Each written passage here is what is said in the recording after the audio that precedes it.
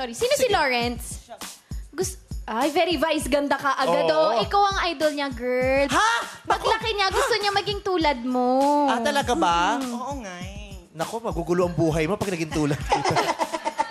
Pero Bakit mo idol si Ate Vice? Idol ko na po siya since birth. Oh my God. yung mga paa pa lang eh, alam mong papunta na sa akin. Hindi ka nagkamali sa pagpili, oh.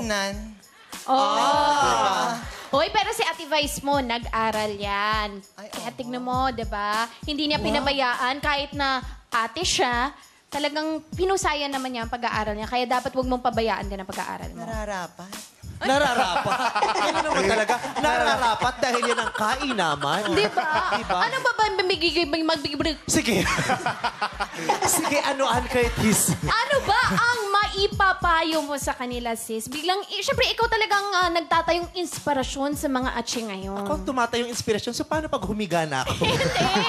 Sasabi, humihiga ng inspirasyon. Diba?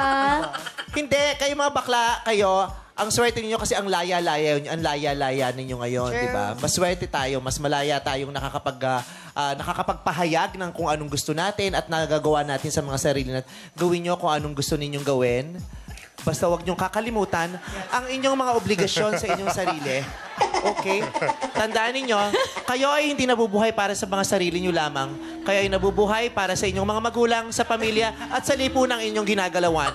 Tandaan ninyo. Because being gay in the society, you have a twofold task. The task of fulfilling your responsibilities to the past and the task of proving your obligations to the future. And you must know that you have obligations to the society. Hoy, makinig kayo sa payo ni mga... Oo.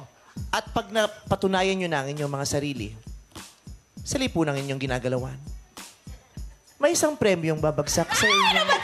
Andali! Pero hindi. Huwag nyo munang ituon ang mga paningin ninyo sa mga... Mga bata pa sila. Sa mga mapanlin lang. 17. Sa mga magpapaniwala sa'yo na masarap ang buhay. Pero ang totoo, unti-unti lang naman silang gagawin ng dahilan para maging mapait ang kinabukasan.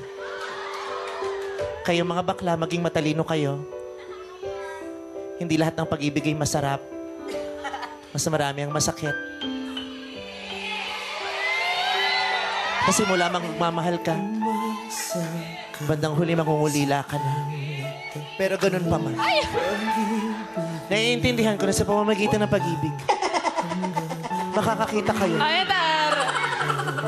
Nagre-rehearsal, Ano sa layo? Ba't ka tumalikot, baliw?